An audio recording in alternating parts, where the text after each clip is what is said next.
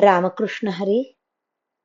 श्री तुकाराम महाराज गाथा भाष्य अभंग 437.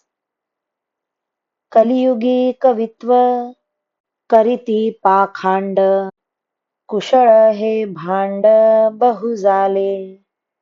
द्रव्यदारा चित्ती प्रजांची आवडी, मुखे बडबडी कोरडेची. दंभ करी सोंग मानावया जग, मुखे बोले त्याग मनी नाही. वेदाज्ञे करोनी न करीती स्वहित, न होती अलिप्त देहाहुनी. तुका म्हणे दंड साहिल यमाचे, न करी जो वाचे बोले तैसे. या कलियुगात काही पाखंडी काव्य करू लागले आहेत आणि वादविवादात कुशल झाले आहेत.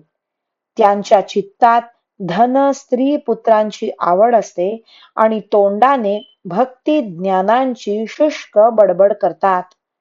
लोकांनी सन्मान करावा म्हणून परमार्थाचा दंभ करतात आणि सोंग दाखवितात.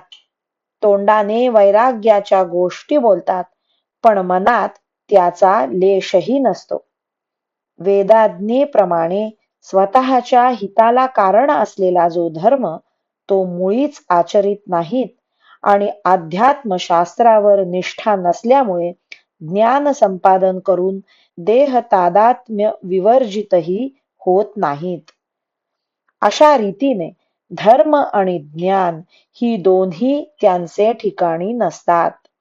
तुकाराम महाराज म्हणतात, जे लोक बोलतात तसे वागत नाहीत ते पुढे यमाचे दंड सहन करतील. रामकृष्ण हरी. श्री कृष्ण अर्पणमस्तु.